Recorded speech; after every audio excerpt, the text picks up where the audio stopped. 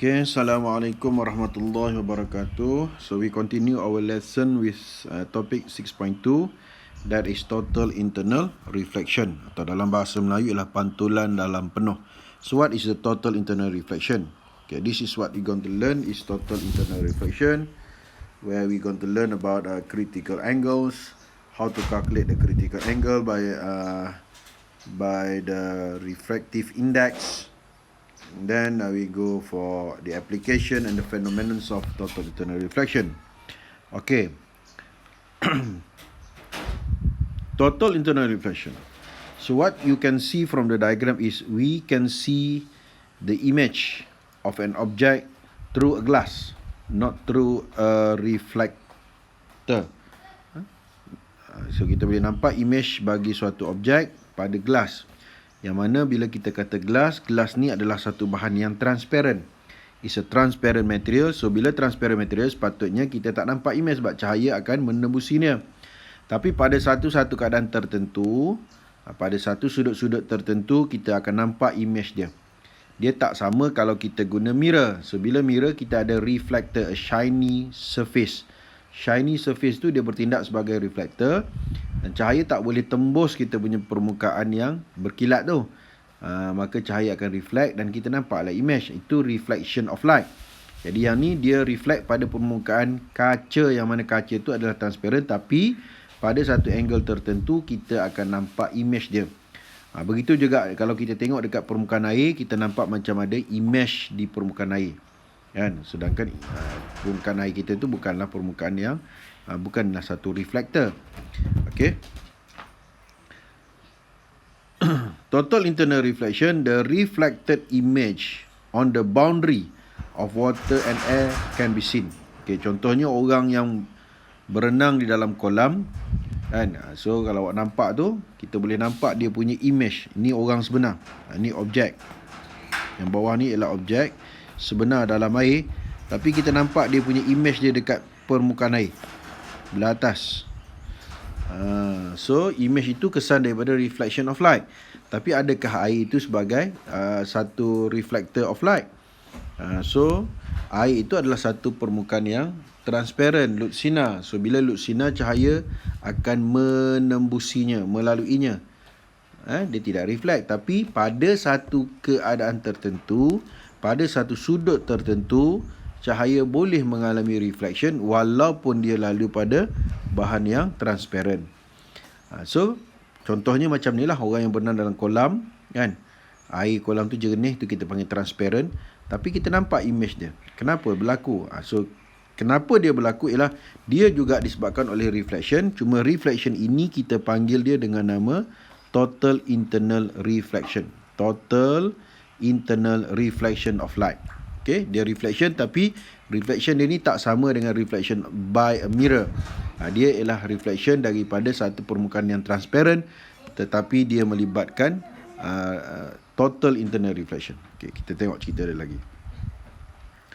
Okay, suppose mirror reflect light, not water or glass. Okay, yang macam cikgu cakap tadi, yang boleh mengalami pantulan, yang boleh menyebabkan pantulan ialah permukaan yang berkilat. Kita punya mirror tu adalah permukaan yang berkilat. Orang putih kata shiny surface. So dia boleh menyebabkan reflection. Tidaklah air ataupun glass, sebab glass dan air ini adalah transparent. So bila transparent, the light can pass through. Sebenarnya bila cahaya boleh menembusi sesuatu medium, apa yang kita dah belajar, dia akan mengalami refraction of light. The direction of light change. Itu yang sepatutnya berlaku. Tetapi dalam kes yang ni, walaupun dia transparent material, walaupun cahaya boleh menembusinya, tapi dia juga boleh mengalami reflection. Tetapi pada satu keadaan tertentulah. So apakah keadaan tu? Kita nak tengok. Okay, the light should go through the water boundary. Ni yang kita dah belajar lah. Cahaya bila bergerak daripada satu medium kepada medium yang lain, mana cahaya boleh bergerak dalam dua-dua medium. Okay, maka cahaya kita akan mengalami perubahan speed dia. The change in speed. Dan bila perubahan speed tu berlaku, maka direction of propagation of the light will be changed. Itu yang kita katakan berlakunya refraction of light. Jadi begitulah cahaya bergerak dalam air ke udara. So dia punya arah perambatan dia, the direction of propagation of light change. Contohnya yang ni lah. Ni cahaya kita bermula daripada dalam air. Okey. So, dia nak pergi ke mana? Dia nak pergi ke udara. Maka bila sampai dekat permukaan air, kita kena lukis garis normal. Garis normal adalah garisan yang perpendicular dengan permukaan, to the surface. Surface apa? Surface air lah. Okey, kalau kita lukis permukaan air, maka daripada air ke udara, udara is less dense ataupun low optical density. So kesannya apa? Kesannya dia akan bend away from the normal. Kenapa dia bend away from the normal? Because the speed of light is increases in the low optical density medium. So dia bend away. So itulah arah dia. Okay. So ini kita panggil refraction of light yang kita dah belajar. So begitu juga kalau cahaya kita bergerak daripada gelas nak pergi ke udara. Sama juga bila dia bergerak melalui two different optical density, two different optical density medium, maka the speed of light will be changed.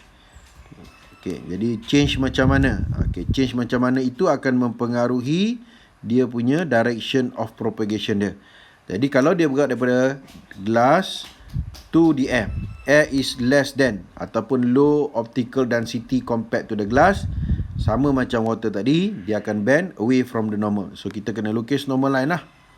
Kita kena lukis normal line dia supaya kita boleh nampak ke mana dia nak pergi. So ini normal line. Normal line is a line that is perpendicular to the surface of the glass. So dia akan bend ke mana? Bend away from the normal. So ini dia bend away from the normal.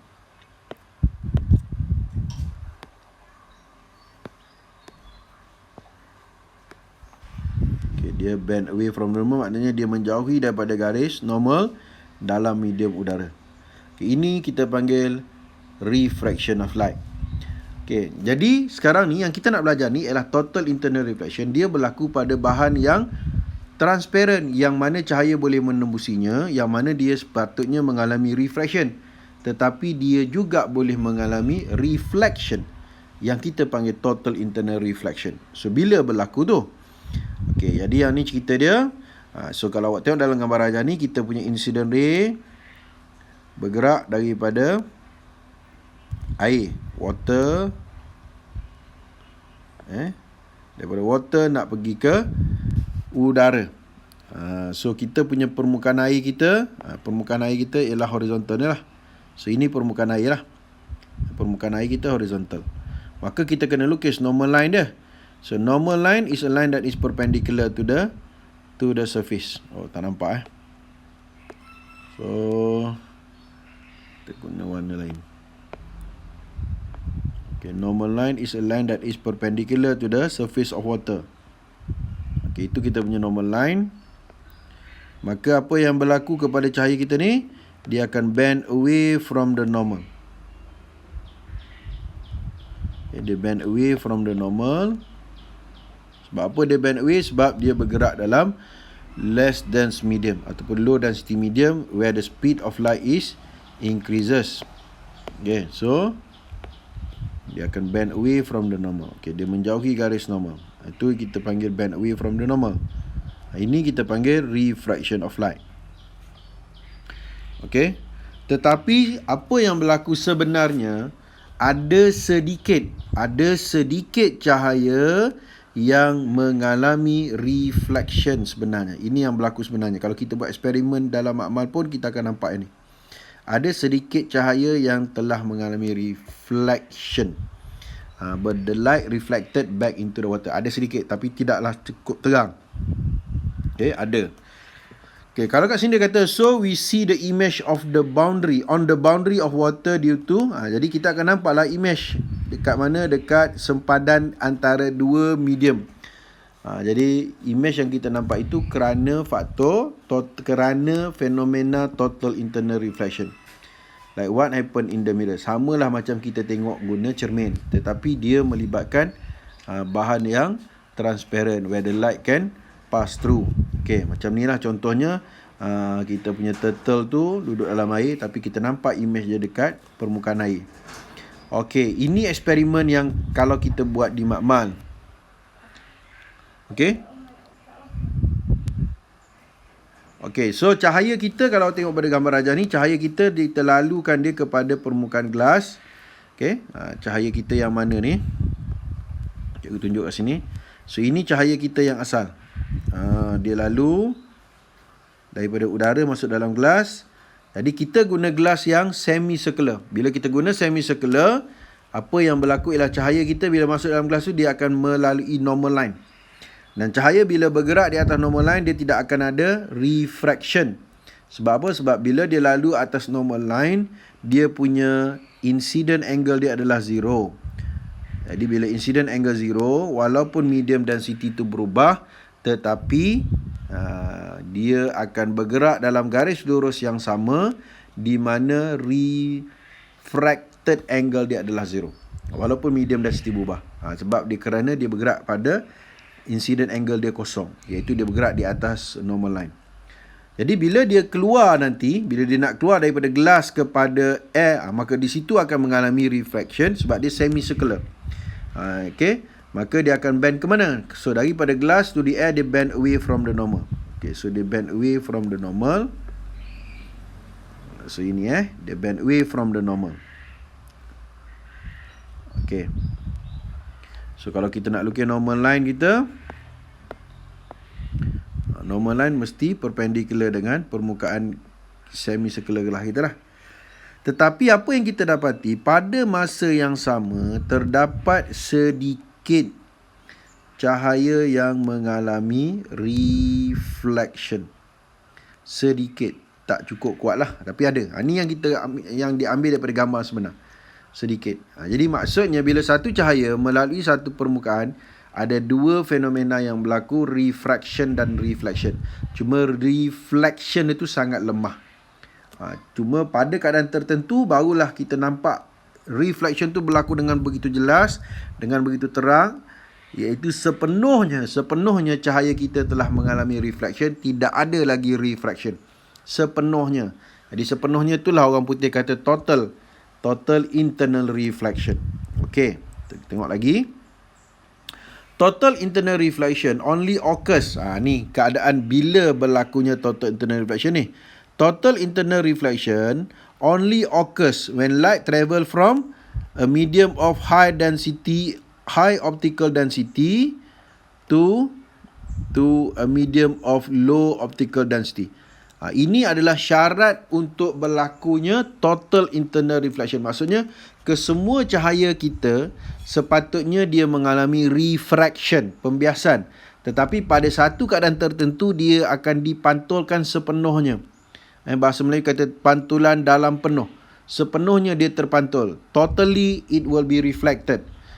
Reflected ke mana? Reflected in the glass balik. Masuk dalam glass. Tu dia panggil internal. Internal tu maksud dalam gelas tu juga. Cahaya datang daripada gelas, masuk balik dalam gelas. Sebab dia mengalami reflection. So the total internal reflection ni, dia hanya akan berlaku bila? Apabila cahaya kita bergerak daripada high optical density to low optical density. Atau bahasa lainnya ialah from denser medium to less than medium. Tapi denser dan less ni merujuk kepada optical density. High optical density to low optical density.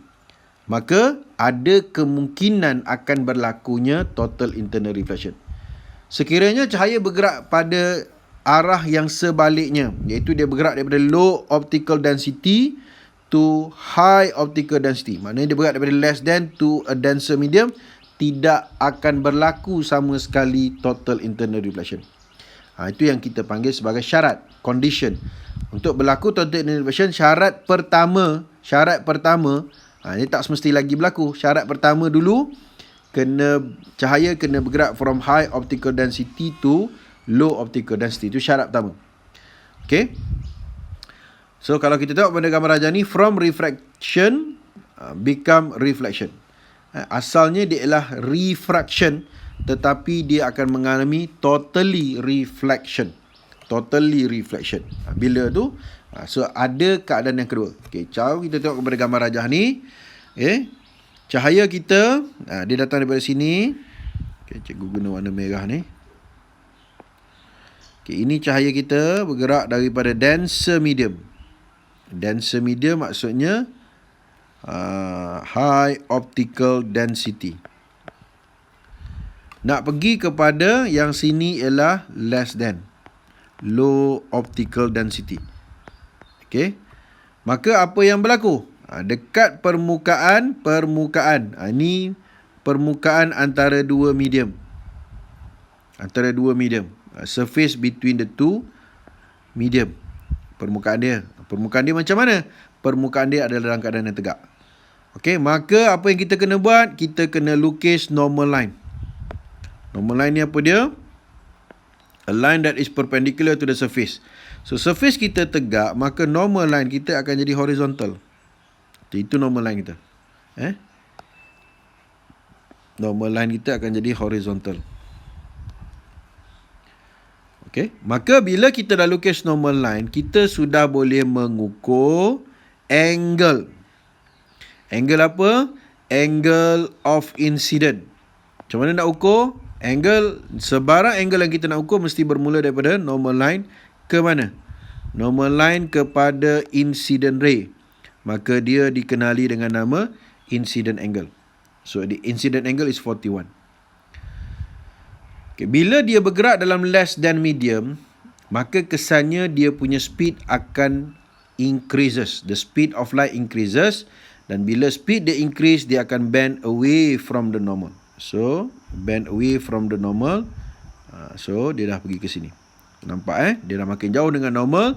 Where if we measure the second angle from the normal to the refracted ray, maka ini kita panggil refracted angle. Yang tadi kita panggil incident angle.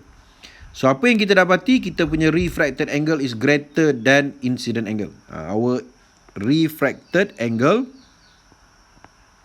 is greater than the incident angle lah. Sebab dia bergerak daripada denser to a less dense.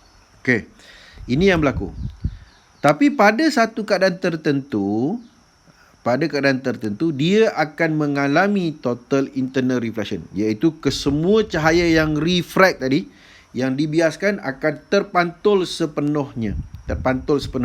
Pada masa ini, kalau kita cerita keadaan sebenarnya, sudah ada sedikit cahaya halus sahaja. Tapi tak banyaklah. Halus. Sama-sama panggil.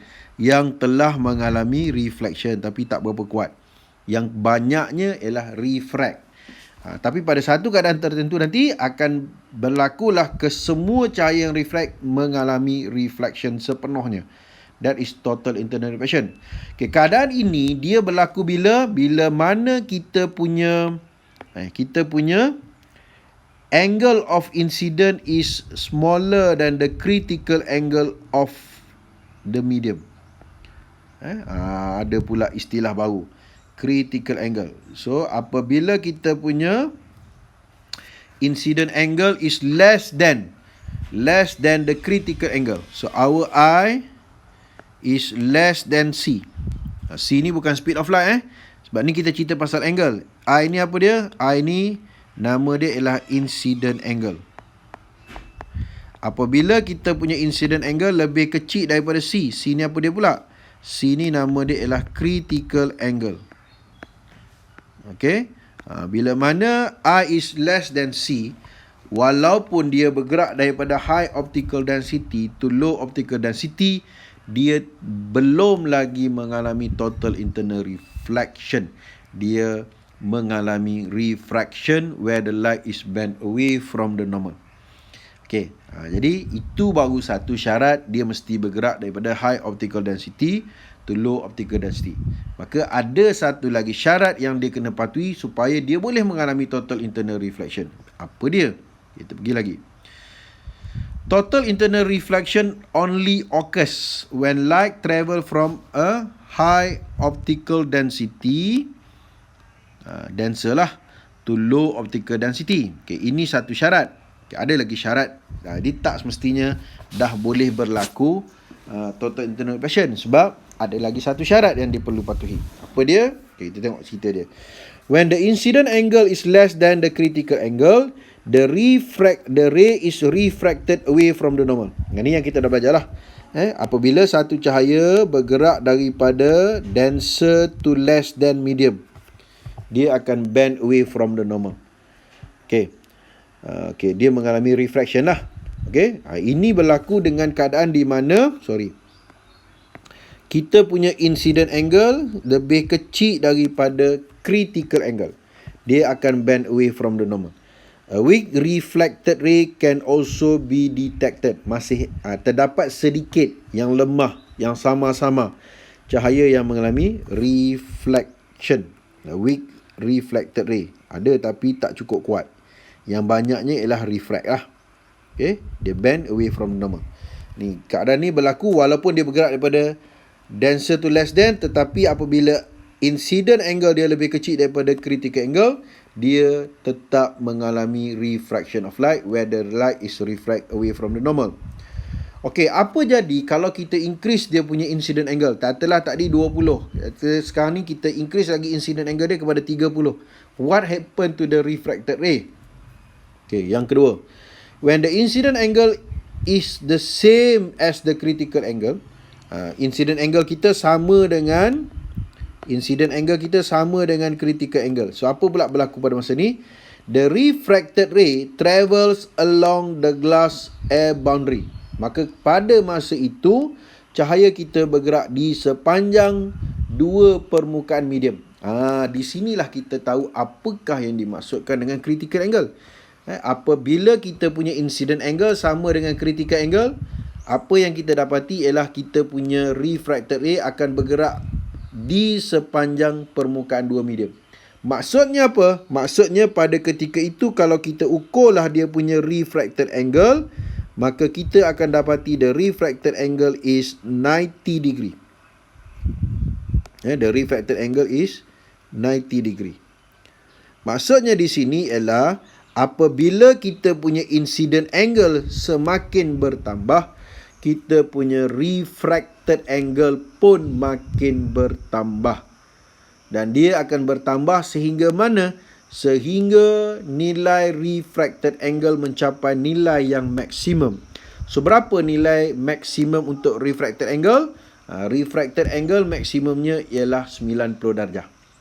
Jadi pada ketika refracted angle kita mencapai nilai maksimum 90 darjah itu, berapa nilai incident angle kita pada masa itu? Maka incident angle kita itu dikenali dengan nama critical angle. Itulah maksud critical angle. Sudut critical ni, orang panggil sudut genting. Sudut genting ni apa dia? Sudut genting ialah sudut tuju the incident angle bila mana cahaya kita bergerak daripada denser to less than medium dan dia punya refracted angle mencapai nilai maksimum iaitu 90 darjah. Okey? Dan cahaya kita dah nampak dah banyak dah cahaya kita yang telah mengalami reflect. Tapi pada masa itu cahaya kita dia sedang bergerak di sepanjang dua permukaan medium. Okey, pergi pada situasi ketiga, when the incident angle is greater than the critical angle. So, keadaan yang ketiga ni ialah kalau kita tambah lagi incident angle kita lebih besar daripada critical angle, there is no refracted ray. Sudah tidak ada lagi cahaya yang mengalami refraction. Semua cahaya kita akan mengalami semua ni sepenuhnya, totally. So, total internal reflection happen. So, totally reflected ray saja yang ada. Tidak ada lagi dah refracted ray. Ini yang kita panggil total internal reflection. Dia mengalami fenomena refraction dulu sampai habis refraction. Habis refraction itu bila mana dia berada pada boundaries, iaitu ketika itu refracted angle-nya 90. Dan bila kita besarkan lagi incident angle, maka kesemua cahaya kita tidak lagi mengalami refraction, kesemuanya telah mengalami reflection. Walaupun bahan yang kita guna tu asalnya adalah bahan yang transparent, where the light can propagate through it, pass through it. Okay. So, itu cerita total internal reflection. Okay. So, kalau sini dia kata, the phenomenon of total internal reflection happens when the angle of incident. Ni syarat kedua. Syarat pertama, cahaya mesti bergerak daripada high optical density to low optical density. Syarat yang kedua untuk mengalami total internal reflection ialah angle of incident is larger than the critical angle of the medium, of the substance tu lah. Okay, so apakah dia critical angle? So critical angle, kalau kita eja dia bermula dengan huruf C, maka simbolnya ialah C lah. Critical angle is the angle of incident. Angle of incident ataupun kita kata incident angle in medium of high optical density. Critical angle ni dia berlaku dalam medium yang denser medium, high optical density, bila mana angle of refraction dia ialah 90 darjah.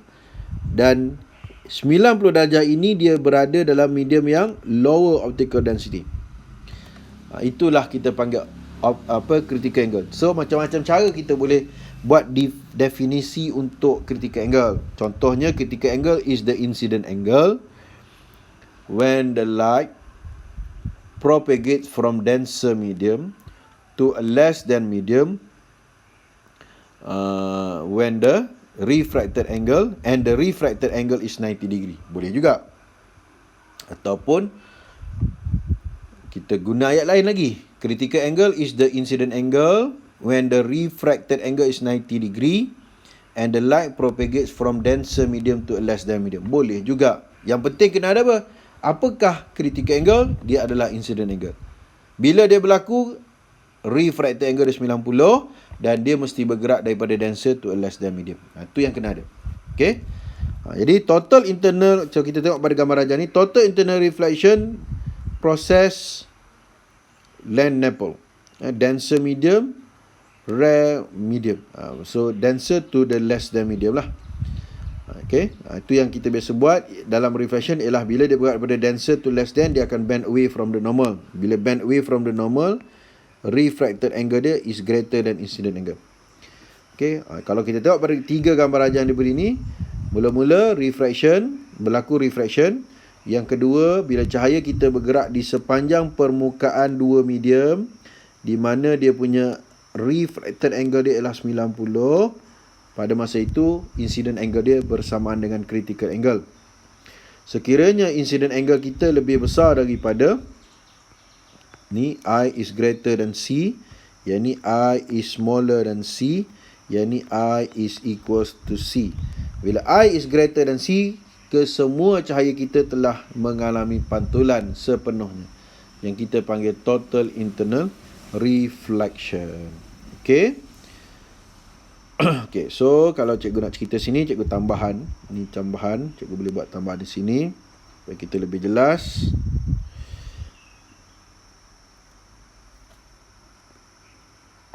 Okay, cikgu lukis besar kat sini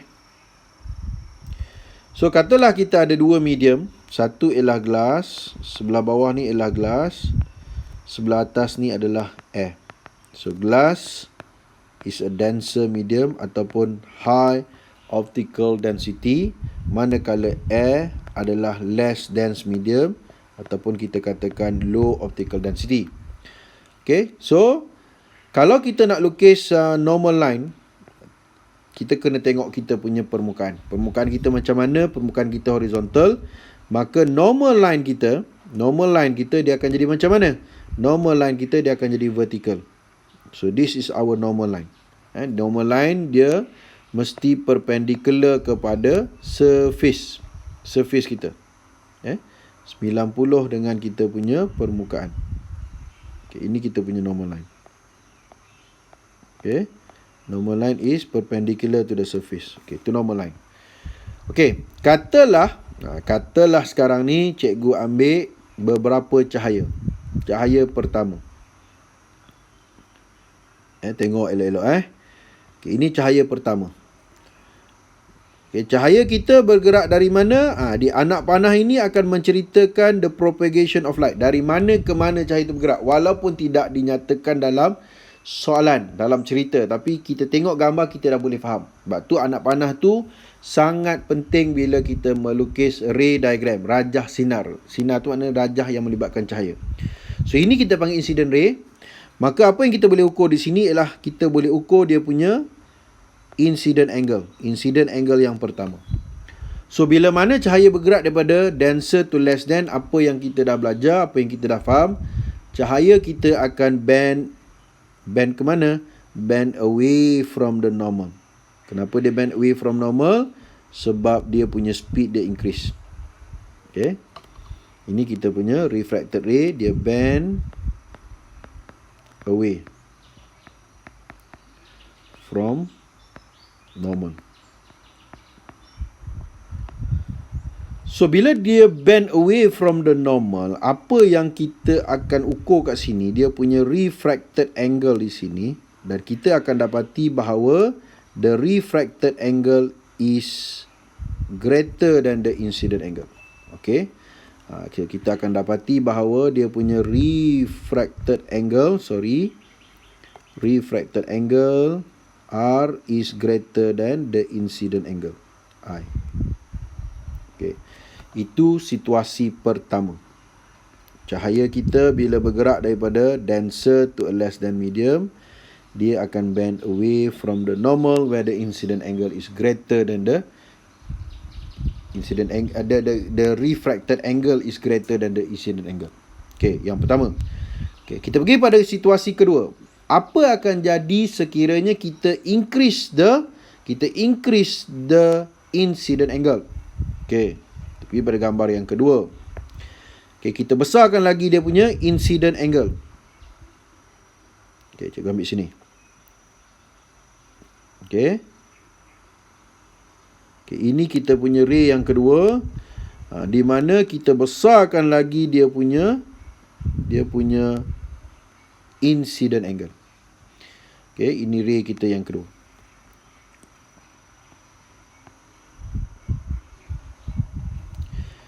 Okay. Jadi bila kita ukur dia punya incident angle, manakah incident angle dia? Mesti diukur daripada normal kepada incident ray. Kita panggil incident angle. So ini ialah kita punya I2. Ini kita punya I2.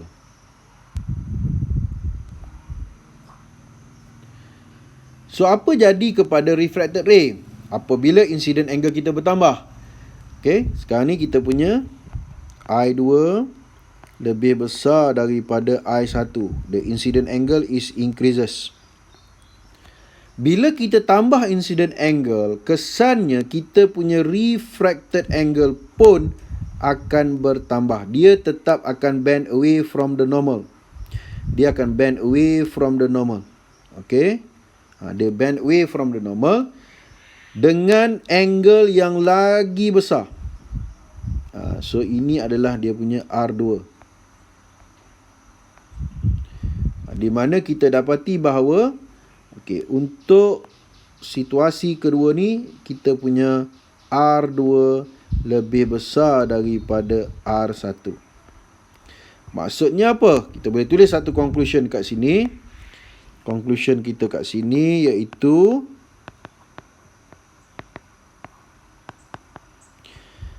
bila mana kita tambahkan, yang pertama tadi, kita punya cahaya propagates from denser to less dense. Jadi yang tepatnya kita guna high optical density to low optical density lah. Tapi kalau kita nak ringkas, kita boleh tulis juga denser to less dense. Apa yang berlaku? Bend away from normal. Maksud bend away from normal, the refracted angle is greater than the incident angle. Yang pertama. Yang kedua iaitu apabila kita tambah incident angle, when the incident angle is increased, apa yang berlaku? The refracted angle is also increase. Jadi bila kita punya incident angle bertambah, refracted angle kita pun bertambah. Okay, itu situasi kedua. Situasi ketiga. Jadi sampai bilakah kita punya, tapi nilai refracted angle tetap lebih besar daripada incident angle. Nilai refracted angle lebih besar, nilai refracted angle lebih besar daripada incident angle. Itu menunjukkan dia bend away from the normal. Bila mana kita tambahkan incident angle, I2 lebih besar daripada I1, maka kita punya refracted angle pun bertambah. R2 lebih besar daripada R1 juga.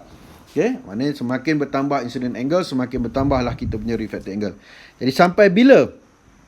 Tapi refracted angle tetap lebih besar daripada incident angle sebab dia bend away from the normal.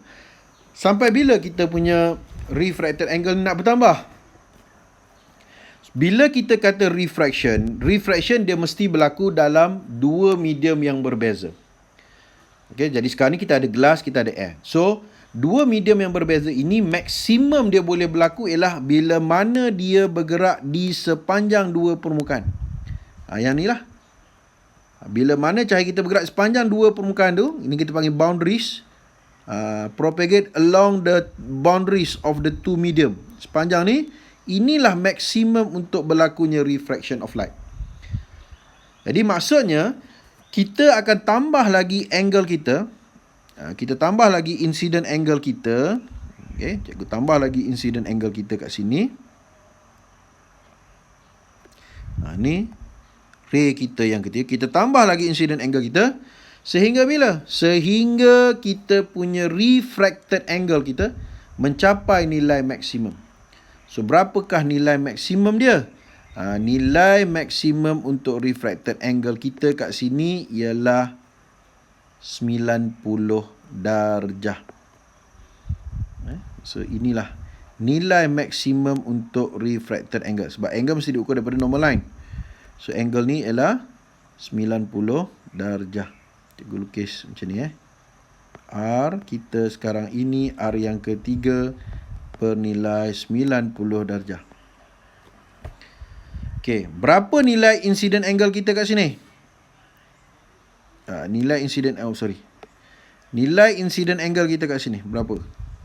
Oh, cikgu guna warna biru lah. Okay, ni. Berapakah nilai incident angle kita?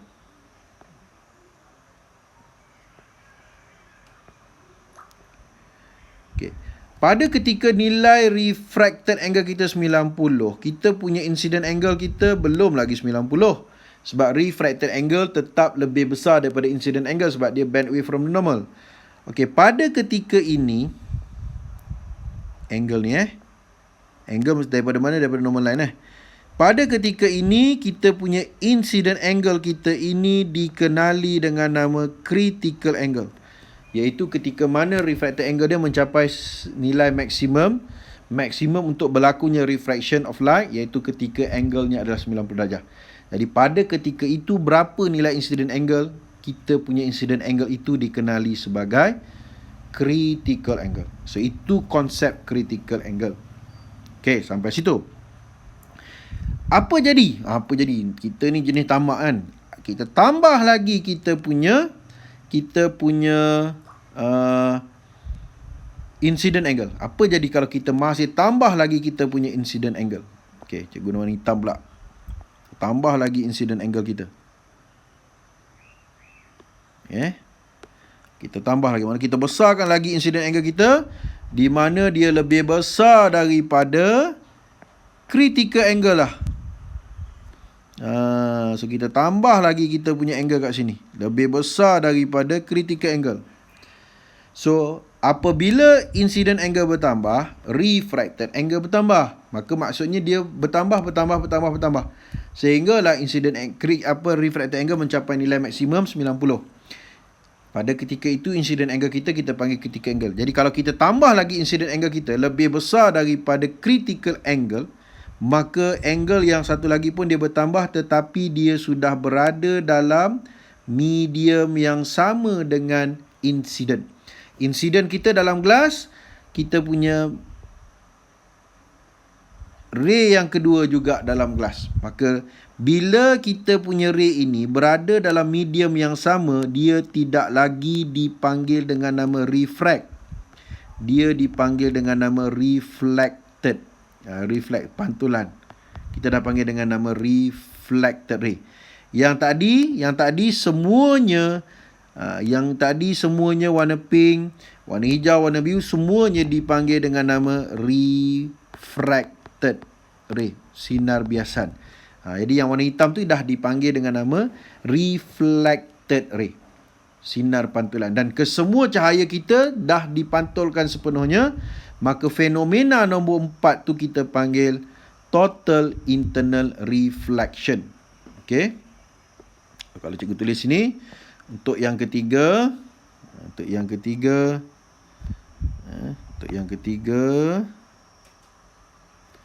when R sama dengan 90, I sama dengan C. Nombor 4, when I greater than C, maka total internal reflection.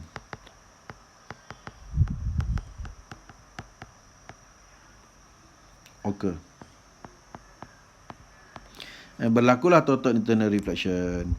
So bila berlakunya reflection, tak kiralah dia reflection yang biasa yang kita guna mirror ke, dia ialah reflection daripada total internal reflection ke. Okey, kalau kita ukur angle dia dekat sini, ni angle ni kita panggil angle reflected angle. Reflected angle kita guna R besar. Refracted angle kita guna R kecil. Dan kita akan dapati bahawa bila dia reflection, angle tetap sama. Tadi R dengan I tak sama. R lebih besar daripada I. Tapi bila mengalami reflection, the reflected angle, R ni nama dia ialah R besar. R besar ni nama dia ialah reflected angle. The reflected angle is equals to the incident angle. Bila mana dia mengalami reflection. Okey, itu cerita yang kita nak kena faham untuk total internal reflection. So, cikgu boleh buat conclusion dalam satu gambar rajah je. Okey, so kalau faham gambar rajah ni, fahamlah kita total internal reflection tu berlaku macam mana. Okey, so kita pergi lagi kepada nota kita ni.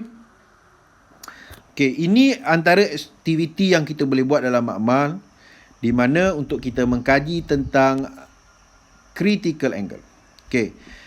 So critical angle ni dia berlaku bila mana cahaya kita bergerak daripada denser, contohnya dalam gambar rajah tu ialah daripada glass nak pergi kepada air, dan refracted angle dia mencapai nilai maksimum iaitu 90 darjah. Jadi pada ketika itu kita punya nilai incident angle kita panggil critical angle. So apa yang kita dah belajar, kita boleh derive satu formula yang merujuk kepada propagation of the light. Di mana formula yang kita derive antaranya ialah yang melibatkan refractive index dengan angle, refractive index dengan speed of light. Okay, dalam kes ni kita ada angle, kita guna formula yang melibatkan refractive index, simbol dia N dengan angle. So bila angle dia kena guna sin theta. So apa yang cikgu dah bagi tahu, bila nak menulis formula kita kena tengok dari mana ke mana cahaya bergerak. Okay, cahaya kita bergerak daripada gelas nak pergi kepada air. Katalah gelas ini kita ambil sebagai medium pertama, manakala air kita ambil sebagai medium kedua. Jadi kalau kita nak menulis formula, maka kita akan menulis formula untuk medium pertama dulu lah, sebab cahaya kita bermula daripada gelas. So N1 darab dengan, ni formula kita yang kita dah pernah buat. N1 darab dengan sin theta 1 sama dengan N2 darab dengan sin theta 2. Jadi kalau kita ubah suai, N2 bahagi dengan N1 sama dengan sin theta 1 bahagi sin theta 2. Itu kita darab silang lah. Okey. Dan disebabkan oleh kerana medium yang kedua tu adalah udara. Kan? Yang mana untuk udara kita kena hafal nilai N dia. Berapa N untuk udara? N untuk udara adalah 1. Mana N2 kita bernilai 1. Okey, N2 kita bernilai 1. Jadi kita boleh cari nilai N untuk medium yang pertama bila mana kita tahu dia punya nilai incident angle yang kita panggil critical angle. Jadi macam mana nak cari? Okay. So kita punya N2, medium yang kedua kita ni, N2 kita ni nilai dia ialah 1. Okay. Jadi kalau kita guna formula kita, N1 darab dengan sin theta 1 sama dengan N2 darab dengan sin theta 2. Okay, kita boleh cari nilai N1. N1 ni ialah N untuk gelas lah. Nak guna N gelas boleh. Nak guna N1 boleh, terpulang lah yang awak rasa mudah. Tapi bila orang kata refractive index, tetap kena guna simbol N. Bila orang kata critical angle, tetap kena guna simbol C. Bila orang kata speed of light, tetap guna simbol C. Jadi macam mana kita nak bezakan C tu mewakili speed of light, C tu mewakili critical angle? Angle dia mesti ada degree. Speed of light, unit dia meter per second. Jadi unit itu membezakan apakah simbol itu. So kalau kita nak cari the refractive index for the glass, dia akan jadi macam mana? Ng sama dengan N air 1 darab dengan sin theta 2. Sin theta 2 nilai dia ialah 90 darjah bahagi kepada sin theta 1. Sin theta 1 adalah sin C. Sin theta 1. 1 tu ialah medium glass. 2 tu ialah medium air. Jadi dalam medium air, angle dia ialah 90 darjah. Dalam medium glass, angle dia kita panggil critical angle. Jadi kalau awak tekan kalkulator ni, awak akan dapati macam mana? So awak akan dapati bahawa the refractive index for the glass yang melibatkan critical angle ialah 1 darab sin 90. Jadi sin 90 tekan kalkulator berapa? Sin 90 nilai dia ialah 1. 1 darab 1 berapa? 1 darab 1 ialah 1 bahagi dengan sin C. C itu ialah critical angle. Jadi maksudnya di sini, bila mana kita tahu nilai critical angle, kita boleh kira nilai refractive index sesuatu bahan. Gunalah formula N equals to 1 over sin C.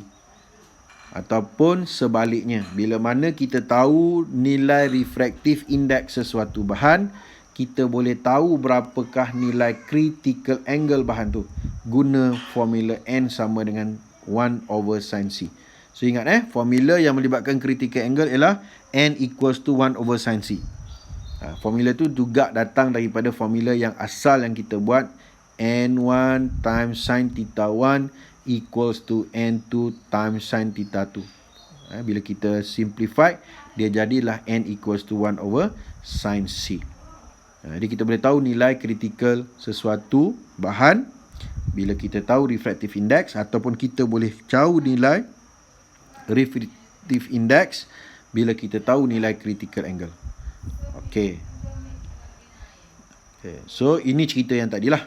Refraction, critical angle, total internal reflection. Okey. So yang cikgu nak cerita kat sini tadi, cikgu akan pindah ke sinilah. Cikgu akan pindah ke sini. Oh, sorry.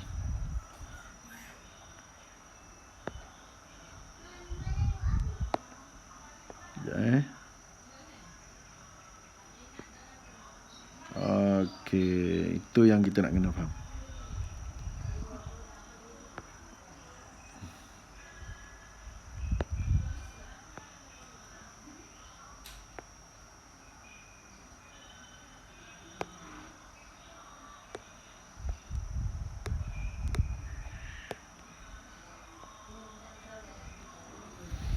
Okey, 1 over sin C. Itu yang melibatkan critical angle. Okey, ini cerita yang tadilah. Incident angle is less than critical angle. Dia hanya mengalami refraction sahaja. Kita kata ada reflection tetapi sangat lemah. Jadi bila lemah tu kita anggapkan macam tak adalah. Kita kata semuanya mengalami reflection. Tapi ada sedikit sangat. When light ray going to travel from a medium of high density to a medium of low density, dia akan bend away from the normal, refract away from the normal. Apabila incident angle is same as critical angle, when light ray going to travel from a medium of high density to a medium of low density. Dia mesti bergerak daripada denser to less than. High optical density to low optical density. Tetap sama ni. Semuanya sama ni kalau awak tengok ni. Mesti daripada high density to low density. Semua sama. Dia mesti bergerak daripada high density to low density. Cuma untuk berlaku total internal reflection, dia punya incident angle must be greater than the critical angle. High density to low density. Itu syarat pertama. Okey, jadi kalau I sama dengan C, refracted angle kita mencapai nilai maksimum 90. Tapi bila I is greater than C, barulah akan mengalami total internal reflection. Kesemua cahaya kita akan dipantulkan sepenuhnya. Itu dia panggil total internal reflection. Okey. For example, if the refractive index of diamond is 2.42, boleh tak kita cari berapakah nilai critical angle of the diamond? Okey. Bila kita faham, tak ada masalah lah. Formula yang kita ada ialah N equals to 1 over sin C. Ini formula yang kita ada. Okey. Jadi, kita nak cari C kan? Jadi, kita tukar tempat dulu. Sin C sama dengan 1 per N. Kita gantikan nilai 1 per 2.42. Okay, yang ni awak tekan kalkulator lah. Okay, so cikgu selesaikan dulu yang ni. So kalau ada latihan nanti awak cuba jawab soalan-soalan dia. Okay, 1 bahagi 2.42. Jadi diamond ni dia punya refractive index antara yang paling besar sekali diamond lah. Okay, nilai kat sini ialah 0.4132.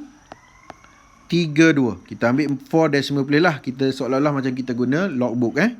Ini ialah sin C. Kita bukan nak cari sin C, kita nak cari C. So kalau nak cari C, kita kena pindahkan sin tu pergi sebelah. Dia akan jadi sin to the power of negative 1 dengan nilai 0.4132. Dia panggil arc sin. Maka di sini kena tekan arc sin. Ataupun kalau awak guna kalkulator, awak kena tekan shift lah. Shift. Shift sin. Kita panggil arc sin 0.4132. So dapatlah kat sini 24.2 titik bulan 41 darjah. Dia dalam darjah lah angle. Ini contohnya. Bila kita tahu nilai refractive index, kita boleh cari nilai critical angle. Bila kita tahu nilai critical angle, kita boleh cari nilai refractive index. Critical angle for a medium depends on the optical density of the medium. The higher the refractive index. Bila nilai N lagi besar, kesannya kita punya critical angle kita makin kecil. Sebab apa? Sebab formula dia 1 over sin C. Jadi bila nilai N besar, nilai C kecil. Bila nilai C besar, nilai N kecil. Sebaliknya lah. Okay. So ini antara aktiviti yang kita boleh ceritakan bagaimana total internal reflection boleh berlaku. Kalau awak tengok dalam gambar rajah A, kita masukkan air dalam sebuah botol. Kita tebuk lubang dekat bawah ni, kita tebuk satu lubang. Kan? Lepas tu kita tutup dengan selotip. Di belah yang bertentangan dengan lubang tu kita letak laser pointer. Laser pointer kan kadang-kadang cikgu guna untuk buat mengajar, nak menunjukkan apa dekat atas skrin tu, guna laser pointer. Lepas tu kita bukakan lubang tadi, kita open lubang ni, maka air akan keluar lah. Jadi kita lalukan laser pointer kita.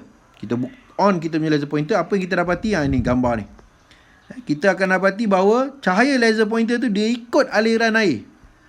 Kenapa cahaya itu mengikut aliran air? Sebab cahaya itu dia bergerak di dalam air.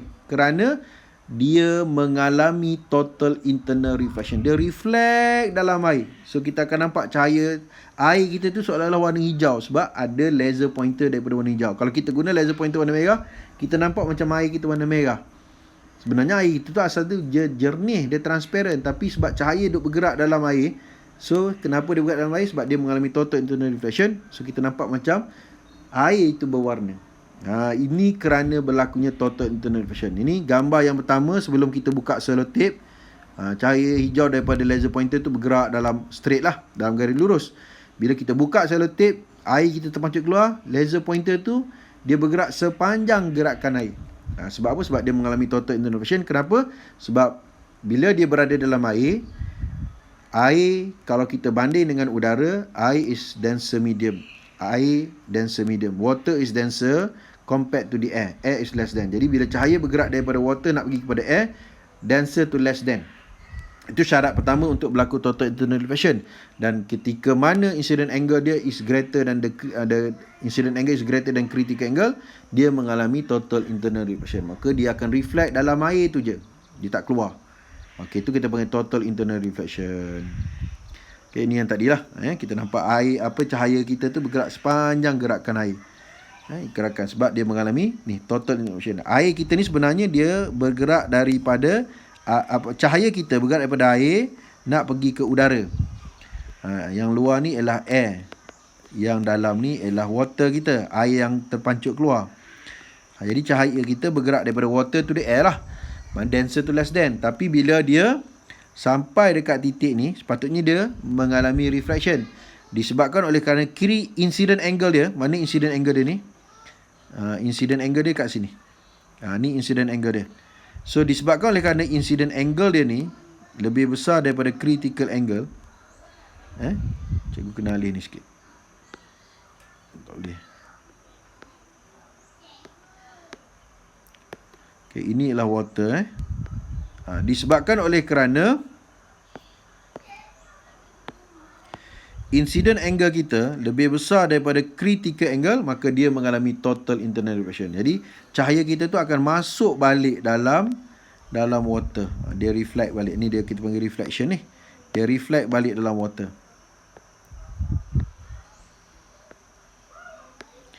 Dia reflect balik dalam water. Ni kita panggil total internal reflection. Dan proses ni dia berulang-ulang balik lah. Jadi dia hanya berada dalam air je. Jadi kita akan nampak air tu seolah-olah dia berwarna mengikut warna laser pointer kita. Sebab dia mengalami total internal reflection. Dan konsep ini diguna juga dalam kita punya optical fiber. Apa dia optical fiber? Optical fiber ni ialah satu gentian optik. Gentian optik. Dia macam plastik. Tapi specialnya dia ada dua layer. Ada dua layer. Di mana dua layer ni dia punya optical density dia tak sama. Dan dia akan menyebabkan berlakunya total internal reflection of light. Jadi kita akan lalukan cahaya dalam kita punya optical density, cahaya kita akan reflection. Jadi dia akan keluar dia masuk pada satu ujung dan dia akan keluar pada ujung yang satu lagi sebab dia tidak akan mengalami reflection. Jadi kita guna optical fiber ni untuk kita buat communication lah. Contohnya kita guna streaming, Unify kan. Unify kan guna optical fiber optik. Kan kita guna streaming tu kan laju, kita klik je komputer kita terus keluar apa kita nak. Sebab apa? Sebab signal itu dia hantar menggunakan cahaya, dan cahaya ini adalah partikel yang bergerak dengan paling laju dekat bumi ni. 3 kali 10 kuasa 8. Partikel yang paling laju bergerak di bumi ni ialah cahaya. Jadi bila kita menghantarkan satu-satu isyarat tu menggunakan cahaya, so signalnya sangat laju, sangat cepat. Tu orang guna optical fiber tu sebab optical fiber ni dia boleh menggunakan cahaya dan mengalami fenomena total internal reflection. Jadi tak ada cahaya tak ada signal yang hilang, tak ada cahaya yang hilang sebab tidak ada refraction yang berlaku. Okey. So ini yang cikgu cerita tadi lah, awak boleh bacalah cerita dia. So natural phenomenon that involve total internal reflection. Jadi yang ni yang cikgu nak awak baca sendiri, cuba fahamkan sebab ini biasa keluar dalam soalan esei. Cuba faham. Satu antara kejadian yang kita boleh cerita menggunakan konsep total internal reflection ialah kejadian pelangi. Bila pelangi terjadinya pelangi selepas hari hujan. Kenapa perlu ada hari hujan? Sebab kita nak ada medium density yang berbeza. Air dengan udara. Air is denser, udara adalah less than. Jadi cahaya matahari bergerak masuk ke bumi, dia akan lalu molekul air, denser, nak keluar ke udara, less than. Maka dia bergerak daripada denser ke less than, itu syarat pertama untuk total internal reflection. Tapi tak semestinya bila hujan akan ada pelangi. Itu baru satu syarat. Nak menghasilkan pelangi kena ada syarat kedua, iaitu the incident angle must be greater than the critical angle of the water. Jadi pada sudut tertentu cahaya matahari itu, dia akan menyebabkan cahaya kita mengalami total internal reflection. So dekat nombor 2 ni, dia mengalami total internal reflection. Cahaya akan masuk balik dalam water, dia tak keluar. Dan cahaya kita ni bila dia masuk dalam air, dia mengalami dispersion. Dispersion ni ialah penyerakan. Dia terserak kepada 7 warna cahaya. Warna cahaya ni ada 7 yang kita ringkaskan sebagai Vibgyor tu lah. Dia terserak pada 7 warna Dan pada kali kedua dia dah duduk dekat ujung satu lagi. Daripada water kepada air, dia mungkin boleh mengalami total internal reflection kali kedua dengan syarat angle dia mesti lebih besar daripada critical angle. Tapi kalau angle dekat nombor 3 tu dia lebih kecil daripada critical angle, so dia akan mengalami refraction lah. Cahaya kita akan keluar daripada water. Refraction mesti dia berada pada medium yang berbeza. Jadi so yang dekat nombor 2 ni, I kita is greater than C, sebab tu dia mengalami total internal reflection. Tapi nombor 3 tu, kenapa dia boleh keluar pula? Sebab incident angle dia lebih kecil daripada critical angle, so dia akan refract away from the normal. Jadi bila dia refract tu, dia diserakkan kepada 7 warna pelangi itulah. Okay, yang ni boleh baca sendiri, cuba baca, tapi kena baca sebab keluar soalan exam. Okay, ini cerita yang rainbow tadi, boleh baca. Antara lain, fenomena lain, ni pun nak suruh baca juga, iaitu kejadian miraj, atau dalam bahasa Melayu dipanggil logam maya. Bila berlakunya miraj ni, ni cerita dia, iaitu ketika kita berjalan atas jalan raya ataupun orang yang bergerak dekat padang pasir pada waktu hari panas. Kita berjalan dekat atas jalan raya pada hari panas, kita nampak dekat depan kita seolah-olah ada kolam air, berair je kita nampak. Betul ke ada air? Betul ke ada lopak air kat situ? Jadi kita pun jalan-jalan sampai dekat tempat tu, kita tanda kan, oh dekat tiang ni, kita nampak dekat tiang tu ada air. Kita pun gerak-gerak sampai dekat tiang tu, mana air tadi? Tak ada pun. Kita nampak macam air kat depan pula. Kita pergi depan, tak ada air pun. Kita nampak macam seolah-olah ada air. Sebenarnya tak ada air pun. Kita tak nampak pun air tu. Okay? Jadi yang kita nampak tu hanya illusion mata kita saja. Kenapa? Yang kita nampak itu sebenarnya adalah bayangan bagi awan. Bayangan bagi awan. Awan yang kita tahu dalam awan tu ada wap-wap air. Cahaya daripada matahari turun ke bawah, dia lalu awan. Pada waktu panas, pada hari siang hari, waktunya panas, udara dekat permukaan jalan raya tu sangat panas. Bila udara panas, dia punya density dia rendah. Semakin ke atas, udaranya lebih sejuk, densitinya lebih tinggi. Jadi cahaya matahari daripada atas ke bawah, daripada high optical density to low optical density. Itu syarat pertama untuk total internal reflection. Dan bila mana incident angle dia is greater than the critical angle, maka dia akan mengalami total internal reflection. Jadi cahaya daripada matahari ni, dia turun sampai dekat satu layer tertentu, dia akan mengalami reflection, iaitu ketika incident angle dia is greater than the critical angle. Maka ni kalau kita lukis pada ketika ni, incident angle dia is greater than the critical angle pada ketika ni. Maka di sinilah dia mengalami total internal reflection. Jadi cahaya itu akan sampailah dekat mata kita, dan bila sampai dekat mata kita, apa yang kita nampak? Jadi yang kita nampak, kita panjangkan garisan ni ke depan. Inilah yang kita nampak, seolah-olah ada satu kolam air, lopak air dekat depan mata kita, yang mana dia adalah bayangan bagi apa yang ada dekat atas kita, atas langit kita ni lah, awan. Okey, itu ialah miraj. Okey. Samalah juga kalau orang yang berjalan dekat padang pasir pun dia nampak macam kolam air. Dan inilah cerita yang kalau kita nak relate dengan sejarah bagaimana tawaf, bukan tawaf, sa'i. Rukun haji, sa'i kan. Siti Hajar cerita dia. Macam mana dia berlari-lari antara dua bukit, Safa dengan Marwah, pada waktu yang panas terik, bawa Nabi Ismail, Nabi Ismail menangis sebab nakkan air. Jadi duduk kat bukit Marwah, nampak ada air dekat Safa. Lari dekat bukit Safa.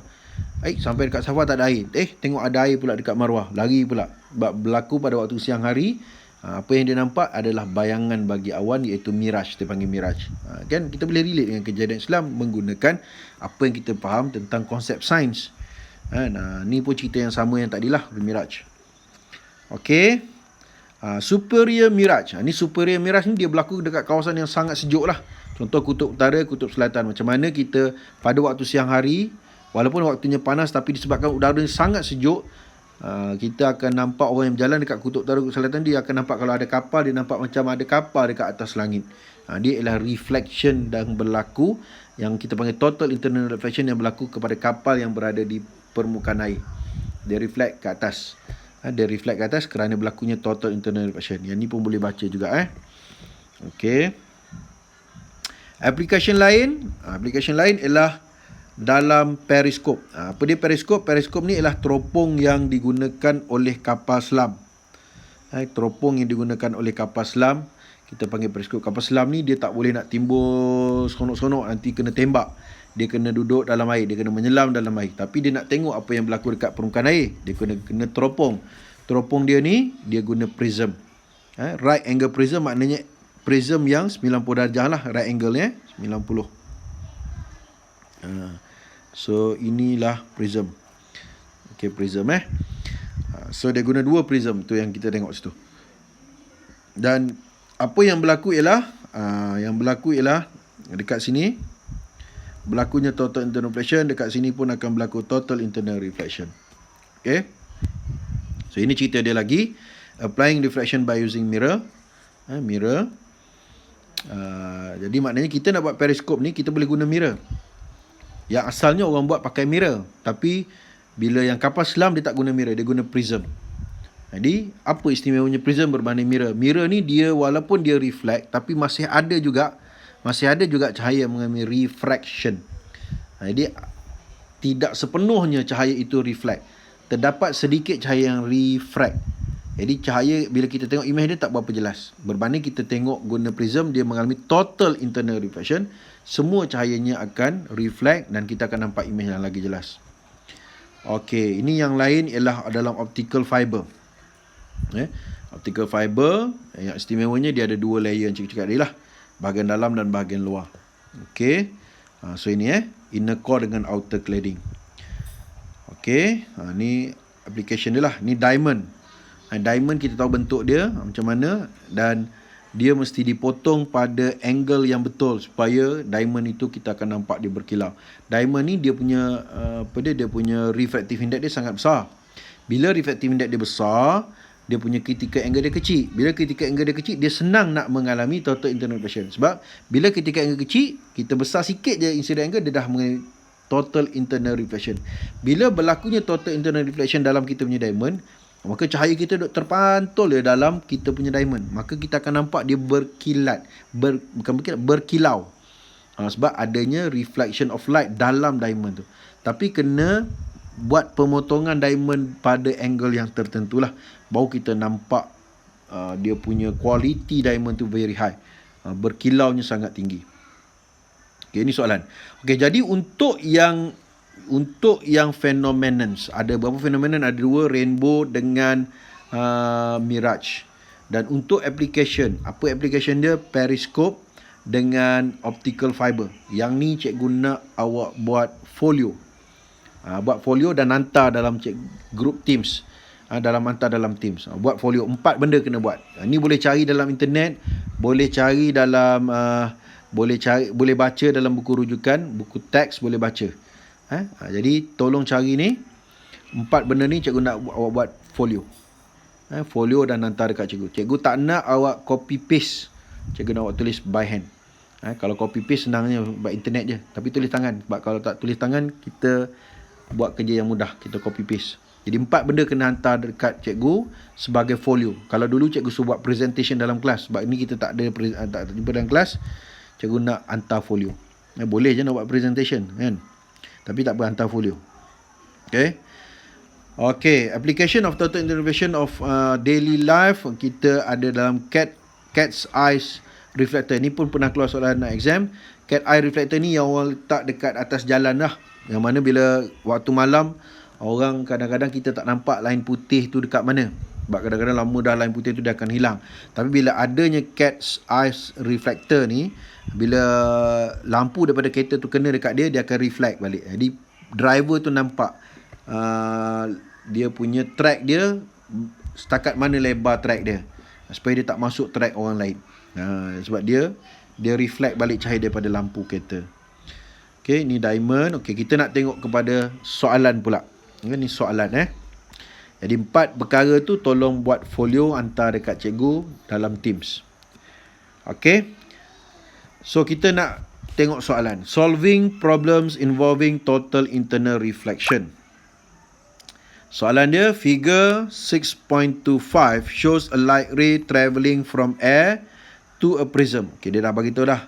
Cahaya kita bergerak daripada udara masuk dalam prism with refractive index 1.49. Kita punya refractive index of prism ialah 1.49. Calculate the critical angle of the prism. Okey, apa yang dia bagi? Kita tulis maklumat yang dia bagi. Dia bagi dekat kita refractive index of prism. Cikgu letak N untuk refractive index, P untuk prism, 1.49. So, boleh tak kita nak kira critical angle untuk prism ni berapa? So, guna je lah formula N sama dengan 1 per sin C tadilah. Maka kalau kita nak cari C, dia jadi sin C equals to 1 over N. Masukkan nilai lah. Tapi kena hati-hati, kita nak C, kita bukan nak sin C. Yang tu awak tolong kira, cikgu hanya nak bagi idea je. Soalan B, complete the path of the light ray until it exit the prism. Okey, macam mana kita nak lengkapkan gambar rajah kita ni? Okey, jadi bila mana cahaya bergerak, lalu dua medium yang berbeza, dia punya optical density, kita kena lukis normal line. Okey, normal line kita yang pertama. Normal line kita yang pertama, dia duduk macam ni. So, apa yang kita nampak? Cahaya kita berada di atas normal line. So, bila dia duduk atas normal line, dia tidak, incident angle dia kosong. Bila incident angle kosong, dia punya refracted angle dia juga akan jadi kosong. Oh, tak nak. Kita start sini. So, maknanya dia masih lagi bergerak dalam garis lurus yang sama. Okey.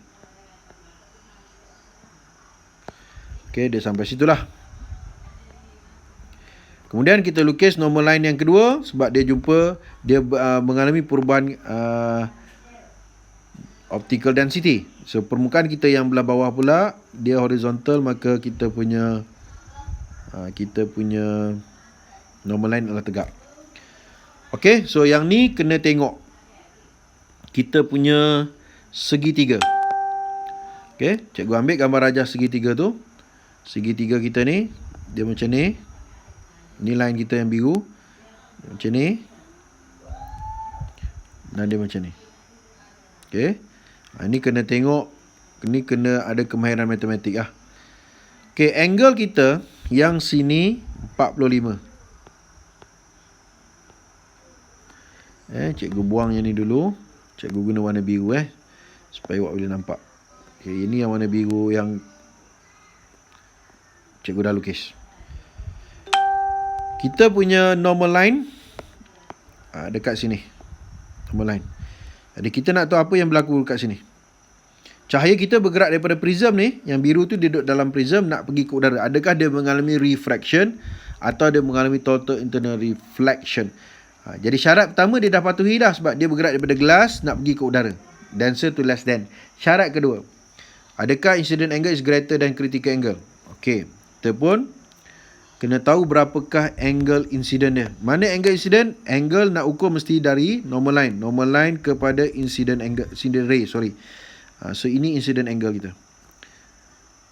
So, berapa incident angle? Sini 90. 90. Angle 45, maka yang sebelah sini 45. Maka angle kat sini pun 45 lah. 45 campur 45, 90. Sebab normal line dia mesti 90. Oh, maknanya cikgu kena kira dulu nilai C tadi. Nak tahu adakah I is greater than C ataupun less than C. So, berapa nilai C kita kat sini? Kita cuba kira balik sekejap. Cikgu terus kira je Nanti awak tolong kira berapa yang awak dapat. C tu. Sekejap. Okay, C kita kat sini.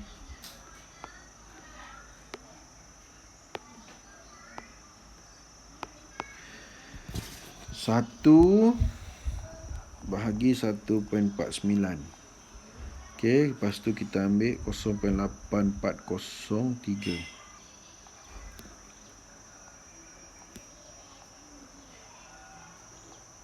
Okey, kita dapat kat sini. Kejap Arcsine 1 bahagi 1.49. Okey, 42 kalau awak kira cikgu tulis jawapan je. 42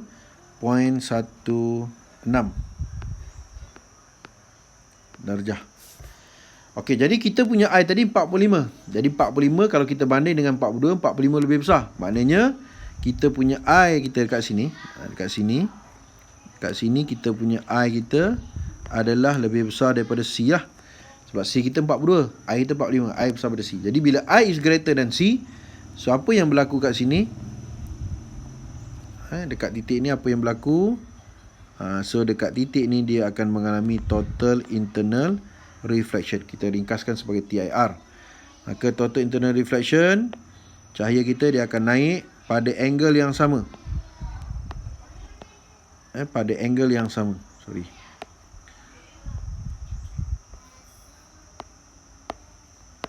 Dia tak nak. Pada angle yang sama dia akan naik. Kalau angle incident 45, maka angle reflected pun 45 juga. Okey. Sebab reflection incident reflected angle dengan incident angle adalah sama. So angle yang dekat sini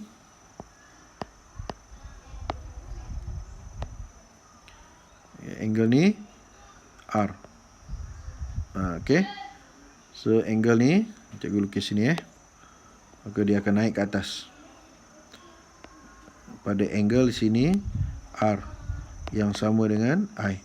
45 lah. Okay, bila dia sampai dekat permukaan yang satu lagi, yang kedua, kita kena lukis normal line yang kedua pula kat sini. So normal line kita yang kedua ialah, yang ni. Okay, berapa angle kita? Okay, so kalau cikgu nak lukis, cikgu kena lukis besar sikit.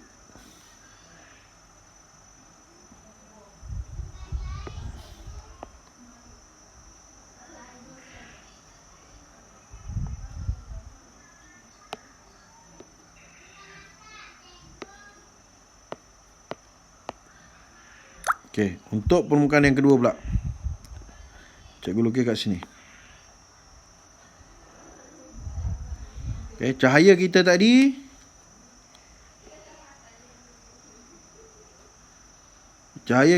dia datang daripada bawah ni.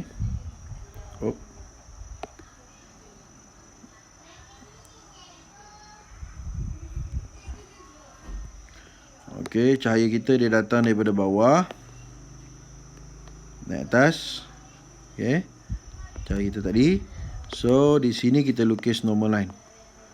Normal line kita yang ni macam ni lah, horizontal, sebab permukaan kita tu tegak. Maka incident angle kita kat mana? Okey, incident angle kita sekarang ni ialah daripada normal line to the incident ray. So berapa nilai incident angle kita situ? Okey, jadi kita punya angle kita ni matematik angle kita yang dekat bawah ni, nilai dia ialah 45 darjah. Angle kita yang ni 45 darjah.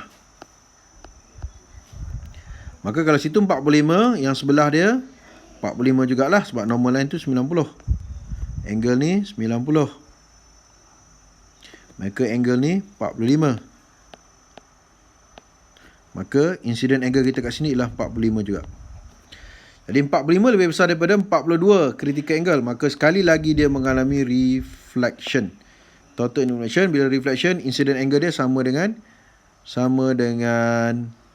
reflected angle dia. Reflected angle dia sama dengan incident angle, iaitu 45. Okay. And then dia pergi dekat surface yang kedua.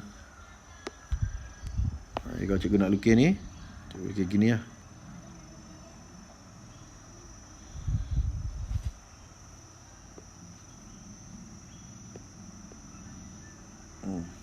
Okay.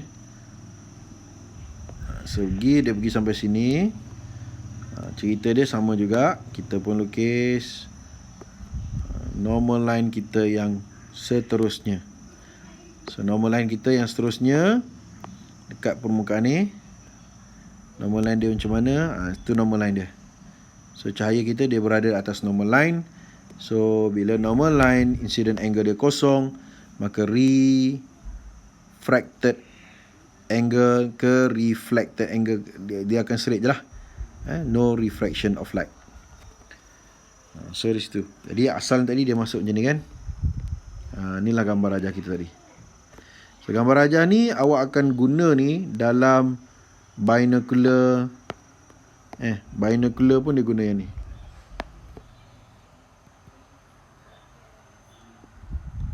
Okey, ini cahaya kita asal.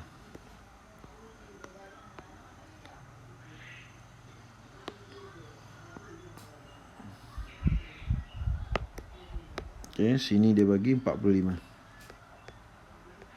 Okey, sini 90. Ke sini pun 90 lah.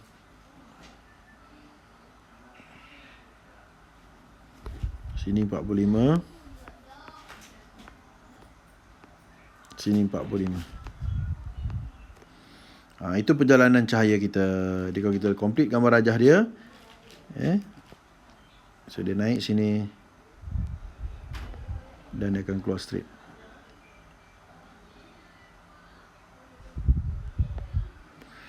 Okay, dia jadi macam tu lah. Untuk soalan pertama. Ini kena ada kemahiran matematik dan kena faham konsep fisik. Okay, selesai example 1. Example 2. Figure 6.27 shows the path of light ray travelling through optical fiber from end A to end B. Dia masuk daripada A, dia keluar dekat B. Jadi ini yang berlaku dekat dalam optical fiber, dekat dalam air yang mengalir keluar tadi. Explain the change in direction of the light ray at points Q, R, S, T, U. So apa yang berlaku dekat semua titik tu? Dia mengalami reflection. Reflection of light. Di mana dia punya reflected angle equals to dia punya incident angle. Okay, B, if the refractive index of the optical fiber is 1.51, determine the value of X. X, nampak X? X tu ialah angle dekat bahagian dalam dia. Okay, jadi kita tengok X tu dia melibatkan dekat titik A dekat titik A tu dia melibatkan antara air dengan optical fiber.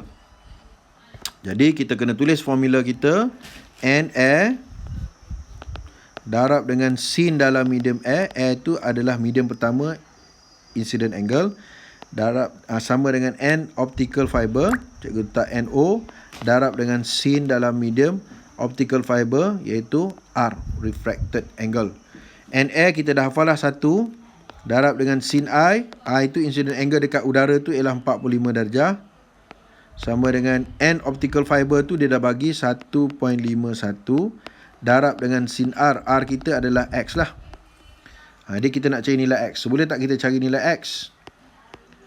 Jadi sin X dia akan jadi 1 darab sin 45, dia jadi sin 45 bahagi darab, bila pindah sebelah jadi bahagi 1.51.